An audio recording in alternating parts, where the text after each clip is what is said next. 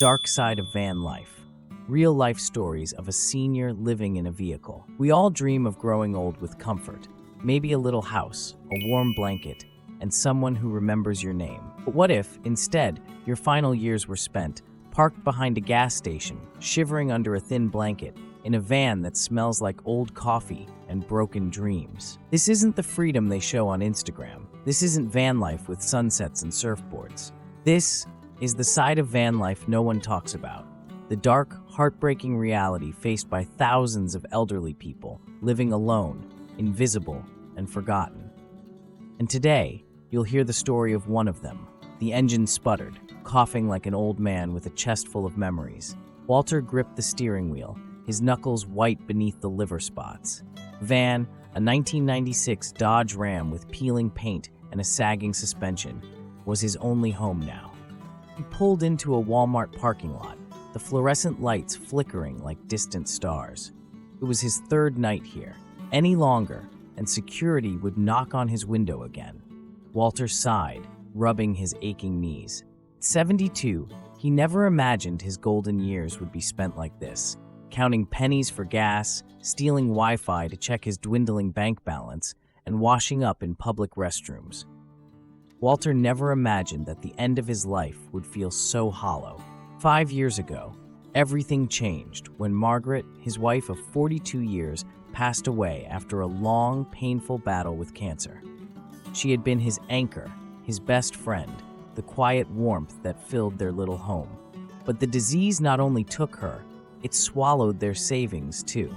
The medical bills kept coming, and with Margaret gone, the mortgage became a burden he could no longer carry. The house they once called a home turned into just another thing he had to let go of. Selling the house felt like tearing out a piece of his heart, but Walter told himself it was a new beginning. He'd seen the van life videos, the smiling couples, campfires under starlit skies, coffee brewing in mountain air. It looked peaceful, healing, free. And so, with the last of his savings, he bought a second-hand van, fitted it with the basics, and hit the road, thinking maybe, just maybe, this could be a softer landing into old age. But the reality was nothing like the dream. The van had no heater. On winter nights, the cold seeped into his bones, wrapping around his joints like chains. He slept curled beneath thrift store blankets, his breath a visible fog in the air. His fingers stiffened in the mornings, sometimes so numb he couldn't start the engine. He missed the weight of Margaret's hand in his, missed her laugh echoing through the kitchen. He kept her photo taped to the dashboard, a worn picture of her smiling in the sunlight, wearing that straw hat she loved. Every morning, he'd whisper, "Good morning, love," and every night, "Sleep well." Sometimes he spoke to her throughout the day, pretending she was still there, riding shotgun as they passed endless highways and empty towns. But the loneliness was suffocating. There were no friendly neighbors, no family dinners, just truck stops, gas station microwaves, and nights parked in Walmart lots where he prayed no one would knock on his window. Van life wasn't an adventure, it was survival. And sometimes, Walter wondered if anyone out there remembered him, if anyone knew he once had a home, a love, and a life worth telling. Now all he had was a van, a fading photo, and a voice that answered only in memories. One morning, Walter woke to a sharp rap on his window. A police officer stood outside, flashlight glaring. "Sir, you can't sleep here." Walter's hands trembled as he fumbled for his ID. I'll move. Just needed a few hours." The officer's face softened. "Look, try the truck stop off I-40. They're more lenient." Walter nodded, but humiliation burned his throat. He was a decorated Vietnam vet, a man who had worked hard his entire life, 30 years as a welder, husband of one woman for 45. After his wife passed and the medical bills drained everything, there was no family left to call, no pension to fall back on. Now, his van, a rusted-out Ford with a broken heater, was all he had. At night, the cold seeped into his bones, and memories haunted him.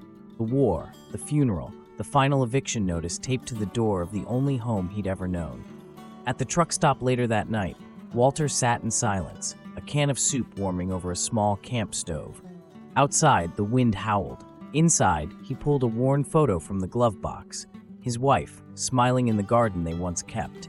Tears welled in his eyes, not because of the hunger or the loneliness, but because of how easily the world forgets. He wasn't asking for much, just a place to rest, a little dignity. But out here, he was just another old man in a parking lot, waiting for morning. The kindness of strangers. One day, Walter sat in the front seat of his rusted-out van, the kind of cold morning where your breath fogs the windshield before the engine even dares to start. At 74, he had grown used to the silence that followed him like a shadow. But some days, just a few, hope flickered, briefly warming the loneliness that had settled deep in his bones.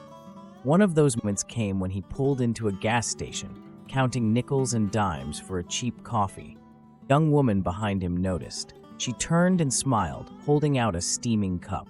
"My grandpa was a vet too," she said, her eyes soft with something Walter hadn't seen in years: recognition. Before he could say a word, she pressed a $20 bill into his calloused hand and walked away. He sat there for minutes, the bill crumpled in his palm, as if letting go would make it vanish. That night, he ate something hot for the first time in days. Another time, on the outskirts of a dusty highway town, he was waved over by a group of RV travelers. They invited him to their campfire, offered a chair, a bowl of chili, and conversation that felt like family. Laughter echoed through the pine trees as stories were swapped. For a few golden hours, Walter wasn't the old guy in the van. He was just Walter. Veteran, storyteller, human.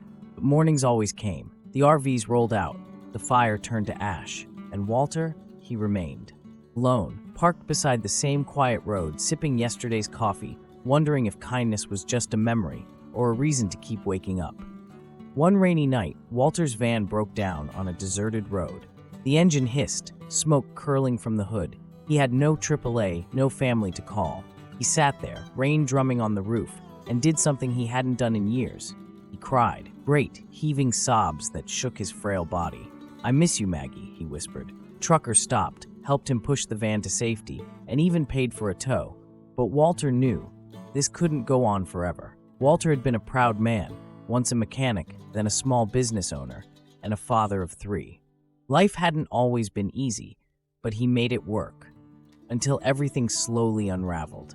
His wife passed from cancer. His shop closed during the recession. His children moved far away, busy with lives he no longer recognized. When the eviction notice came, Walter packed what little he had into his rusted-out van and told himself it was temporary. Temporary became months, then years. Each morning, he woke up stiff from the cold, condensation lining the inside of the van windows like breath from a ghost. Breakfast was instant oatmeal mixed with tap water he'd filled the night before at a park. The nights were the hardest, long, silent hours where loneliness crept in like a fog. He often asked himself, if I died tonight, would anyone know? Would anyone care? He had $18 left in his wallet that day. Just enough for gas or food, but not both.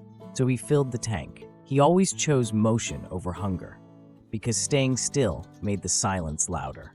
The van sputtered, but it started, just barely. Walter gripped the wheel tightly with cracked hands and muttered, "One more day, one more mile." Because quitting felt like letting go of the last shred of his humanity. Even if the world had forgotten him, Walter hadn't forgotten who he used to be. He wasn't just trying to survive, he was trying to be seen. Walter's story isn't unique. Thousands of seniors live this way, hidden in plain sight, their struggles drowned out by the glamorized van life movement. This is the dark side of van life. Not freedom, but survival. Not adventure, but isolation. And for many like Walter, the road doesn't lead to paradise. It just leads to another empty parking lot. Walter is 73, a retired factory worker who once owned a small home and a big garden where he and his late wife used to drink morning coffee. But after she passed and medical bills piled up, everything began to slip through his fingers. First the house, then the car, then came the van, his last possession that could still move. Now, that van is his home. Parked behind grocery stores, rest stops, and sometimes church parking lots, Walter quietly slips between towns, hoping no one notices him, and yet aching for someone to see him. He says the hardest part isn't the cold or the fear of being towed away in the middle of the night. It's the birthdays he spends alone. Silent holidays, the sound of rain on the roof. Not romantic, but deafening when you're wrapped in 3 blankets trying to keep your feet from going numb. Sometimes, he talks to a photo of his wife taped to the dashboard, just to hear a voice, even if it's his own. Each day, Walter wakes up not to explore new places, but to find somewhere safe enough to sleep again. In a world obsessed with wanderlust and minimalism, Walter's life is a haunting reminder. Not everyone living in a van chose this life. Some were simply left with no other choice. Walter's story is just one of many. Behind the romanticized sunsets and carefree van life posts, there are real people, our grandparents, veterans, forgotten souls, fighting just to make it through another night. This isn't just about vans, it's about dignity. It's about recognizing that no one should spend their final years invisible, cold, and alone. But you can help. Donate to organizations supporting homeless seniors. Volunteer at local shelters or outreach programs. Listen, if you see someone like Walter, a simple hello could be the kindness that keeps them going, because no one deserves to feel like the world has passed them by. Share this story. Be the change. Let's make sure no one is left behind.